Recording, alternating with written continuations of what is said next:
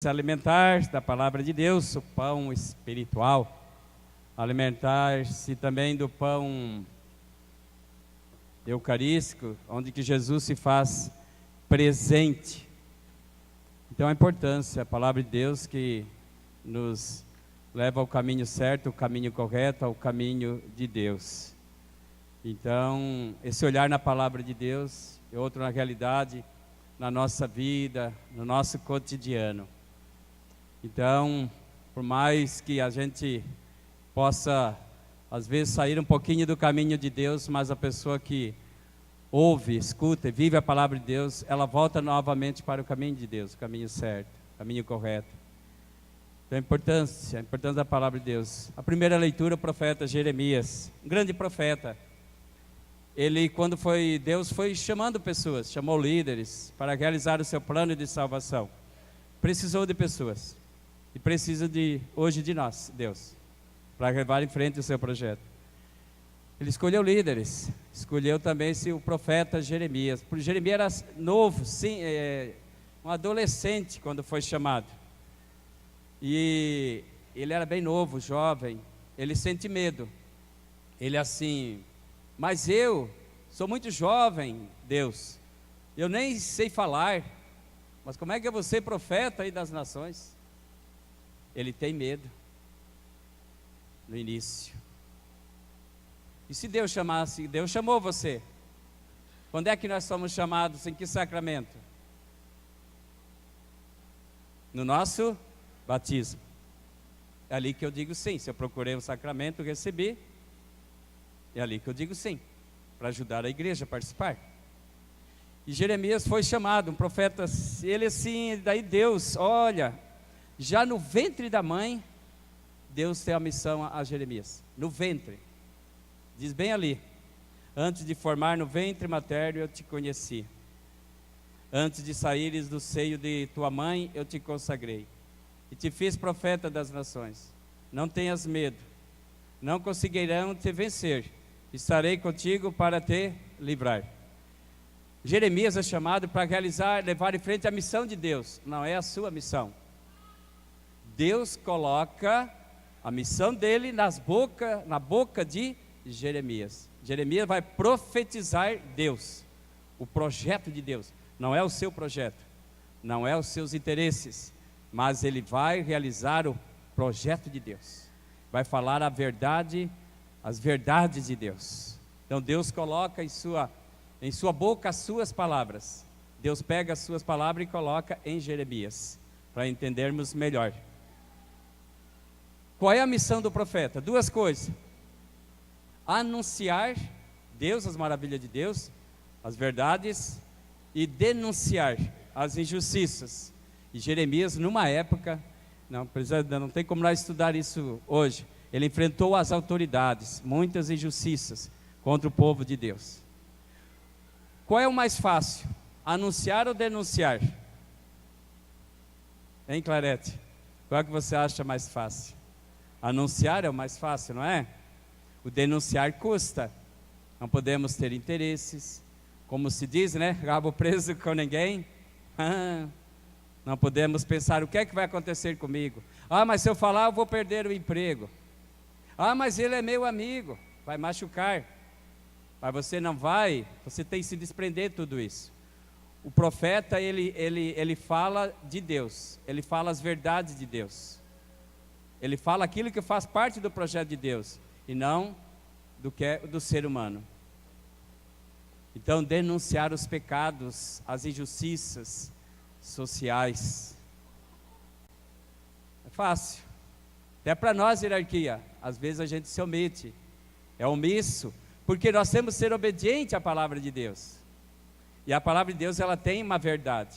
A gente tem que ser coerente com a palavra de Deus. Eu não posso manipulá-la, distorcer a palavra de Deus, levando para o meu lado de interesses.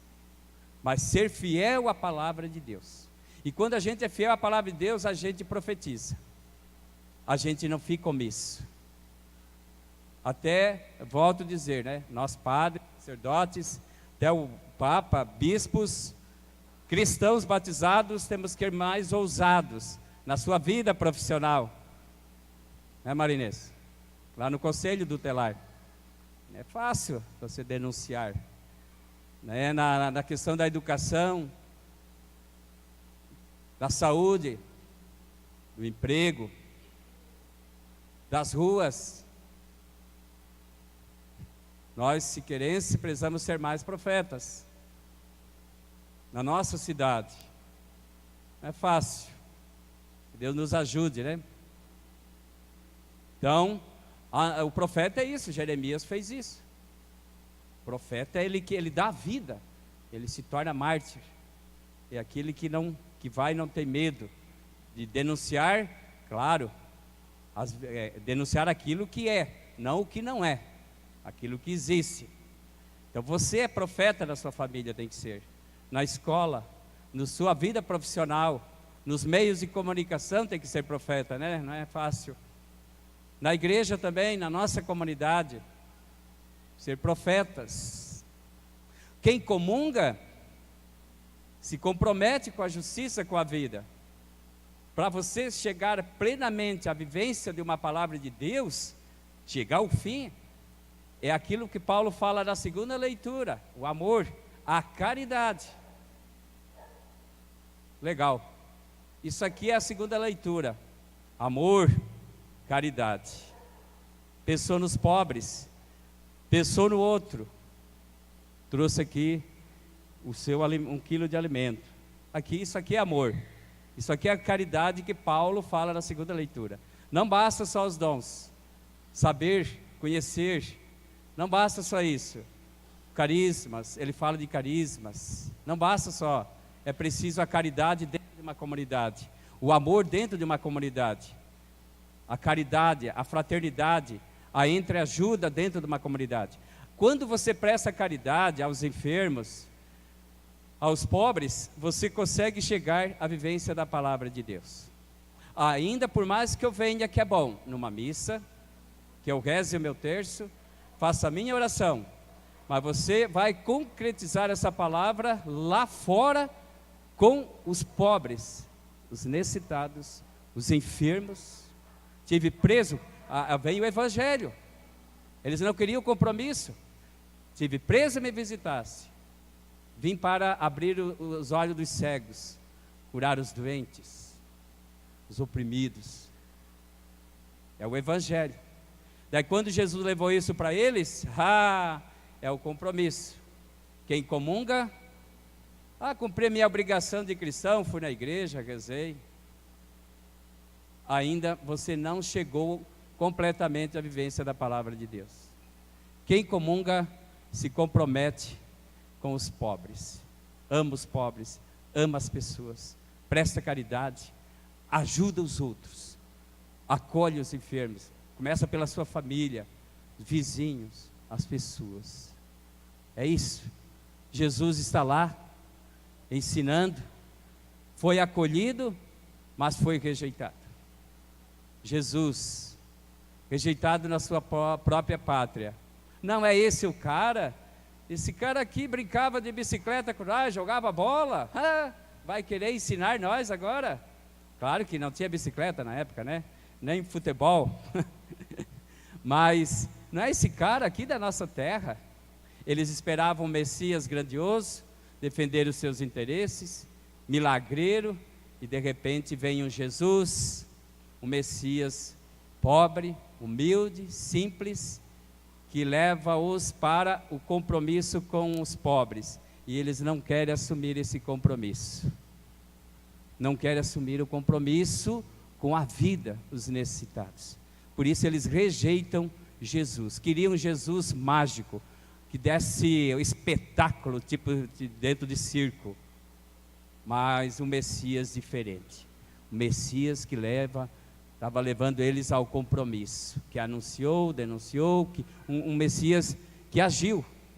Ele ensinava com autoridade. O que é ensinar com autoridade? Jesus falava, mas fazia, não ficava só na teoria.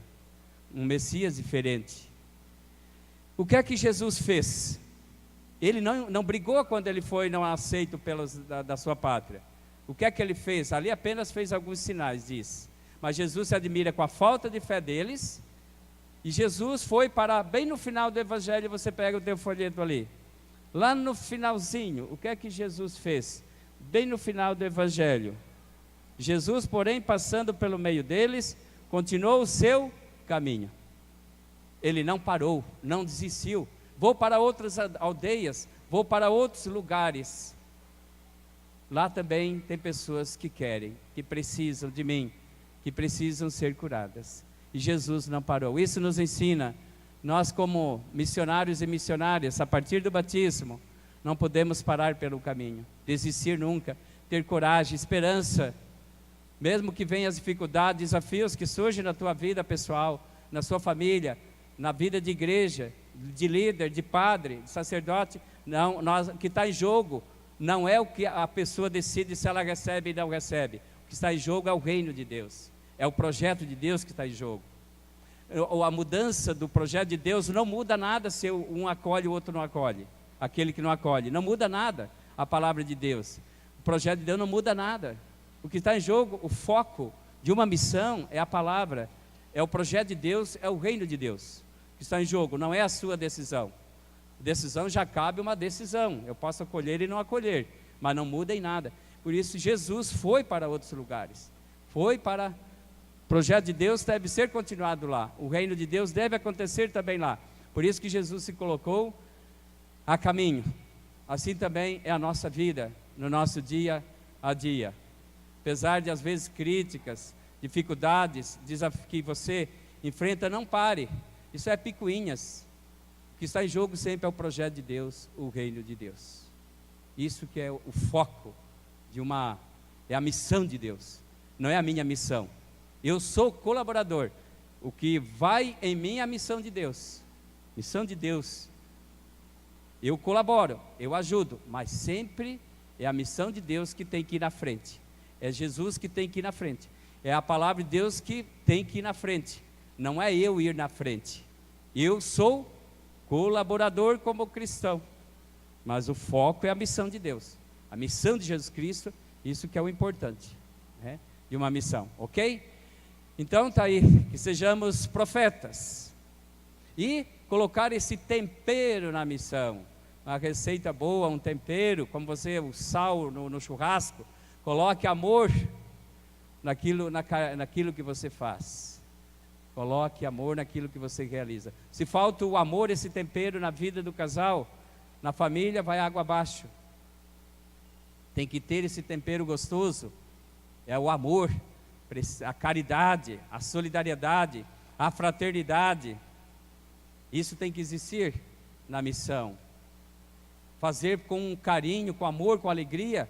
Prestar uma caridade com amor. Não adianta fazer todas as coisas, Paulo fala, se eu não dar sentido àquilo que eu faço. E o amor dá sentido àquilo que eu faço. O amor está acima de tudo. Então, se até eu amo, eu perdoo. E isso deve acontecer dentro de uma comunidade, Paulo fala. A caridade dentro da comunidade. Não adianta bastar só ter dons, conhecer mais. É preciso colocar aí, prestar a caridade, o amor. Ok? Então, que sejamos profetas. A todos nós. Sacerdotes, bispo, papa, mas também os cristãos. É isso aí, Clarete, não é fácil. Ok? Ser profeta em Siqueira Gabos. Vamos lá. Ser profetas. Ok? Não tenha medo, não. O que está em jogo é a missão de Deus, não é os seus interesses.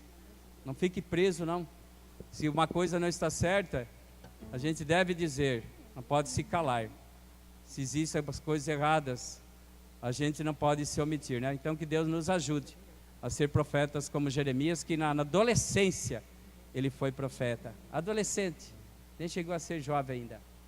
Não é fácil, né? Mas depois ele entendeu, opa, eu vou realizar a missão de Deus, e não a minha. Aí ele foi, e Deus assim, eu estarei contigo, mas não só a presença física, mas estou com você, é a minha missão que está com você. Estou junto de você. E Jeremias foi. Ok? Creio em Deus Pai, Todo-Poderoso, Criador do céu e da terra, e em Jesus Cristo.